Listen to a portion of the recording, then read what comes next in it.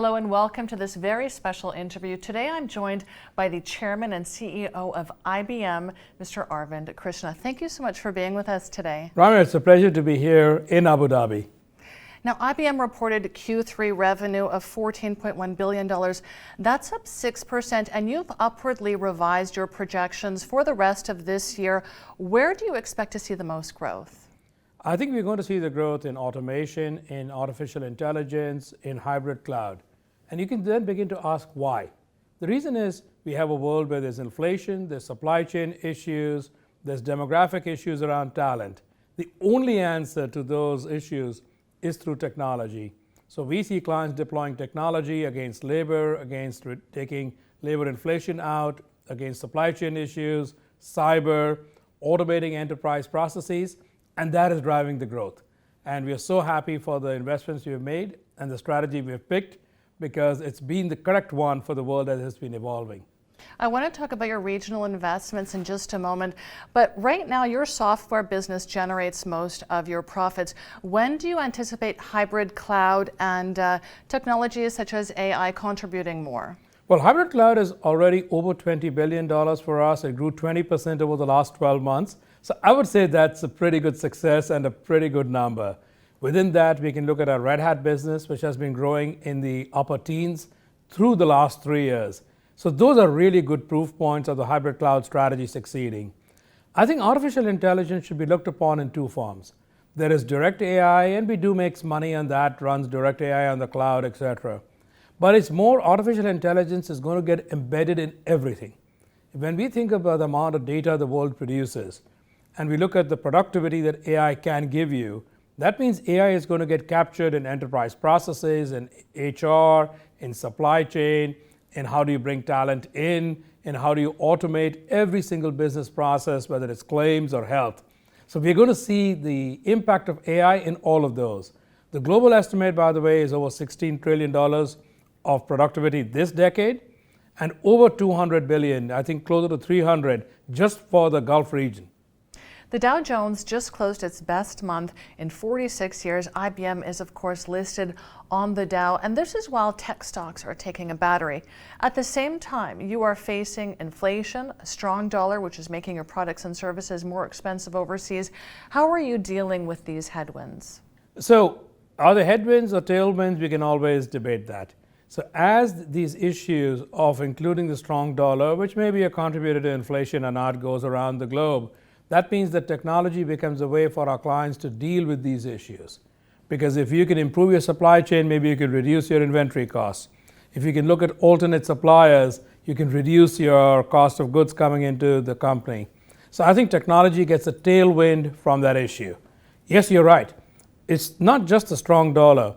I would tell you that the strong dollar is really important because it does impact prices. Unfortunately, more than that, it impacts how, since we do a lot of business in local currency, it actually impacts the cash flows back into the company more than the direct inflationary aspects of the strong dollar. How do we deal with it? You have to get much more productive. You have to get productive within the organization. You have to provide a lot of value to your clients so they see that those goods are worth the price that they're paying for them. And that has been our strategy. We are in high innovation areas. We believe that we should provide a tremendous amount of value to our clients. And we may not be able to get all of the currency impacts, but we may be able to get some of them from our clients. Let's talk about this region and the digital transformation that some countries in the MENA are undergoing right now. What are you doing to help your clients and your partners in this region, in this journey? Well, there's a lot that we're doing. We can take an example with the Abu Dhabi Statistical Authority. They're using some of our software products like Turbonomic to begin to get a much better handle on sustainability in the area. We have worked for a long time with the telecom providers. We are working with the cloud providers like G42 to bring capabilities into the market. As we bring them in there, this really helps them get going on their digital journeys, that lets them get the benefits of that. But we should always go back to why is everybody so fascinated with digital? You can no longer deal with your clients only from 9 to 5. You need to deal with clients 24/7. We talk about the younger generation is actually mobile only. It's not mobile first anymore. So when they are like that, that means you can only deal with your clients in a digital way. So digital transformation is more than taking an existing paper process and making it digital. You got to rethink, how do you go 24/7? How do you connect your inventory all the way up to your front-end systems? How do you get your supply chain going to feed the inventory if you're in physical goods? How do you begin to process things through a warehouse? How do you really get that delight going in a customer as opposed to maybe 85 manual steps as 2 digital clicks? That is the power of digital, but it lets a business scale. So once that investment is made, a business can scale without having to have that many people. That's wonderful from a business perspective, and by the government as well. Through this region, I'm really impressed. Whether it's in the UAE or in Saudi or in Qatar, the government really wants to give much better services to their citizens as well. So this is a boom time, I actually believe, in this decade, despite all the doom and gloom we sometimes see in the media. Absolutely. And are you signing any new clients in the Middle East? A large number. So I'm not going to get into names because we should get their permission before we put their names out. But I was in Saudi Arabia for the prior couple of days. I'm here in the UAE for today and tomorrow. And our teams are really happy. The number of clients they're bringing in are large. I'll debate whether we can measure them in the hundreds or the tens, but maybe it's the larger number.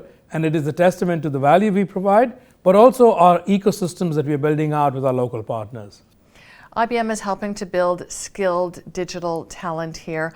What exactly are you doing in this region, and what's your take on the regional talent pool? A couple of things. One, we have really deep collaborations, whether it's the MBZ University for AI that is right here in Abu Dhabi, whether it's King Saud University in Saudi Arabia, whether it's working with KAUST as we have historically for many years in Saudi Arabia. But other than those specific ones where we'll do collaboration, deep research, really bring up very high-end skills that'll hold their own anywhere on the globe, we also do a lot of skilling.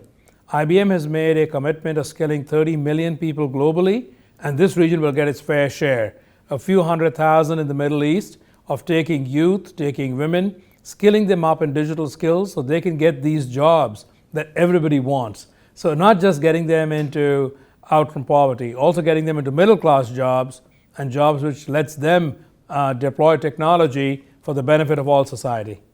Wonderful opportunities. And IBM is the official tech partner for COP27. How are you really helping clients advance their sustainability agendas? So a couple of things. We work on a lot of science, but I think that those are more future topics. How can we do better carbon capture? How can we do better materials? I think those will take time to play out because technology has to be a fundamental role in how sustainability and zero carbon is really achieved. Now, stepping back to the here and now, until you get a good handle on all your data, until you understand your baseline, until you can see the improvements being made, whether it's by reduction of energy usage, amount of clean energy usage, how much circularity is there in your supply chain, those are all elements of data. So the biggest thing I'm excited by is everyone's now willingness to begin to measure and do reporting and to show how they're making improvements. And then everybody's made commitments, whether for 2030 or 2050. Are you making milestone steps along that? So doing all that data integration, looking at insights, looking at applying AI to all those topics, those are areas where I think we excel, and then we can bring that to our clients. Mr. Krishna, thanks so much for joining us today. My pleasure to be with you.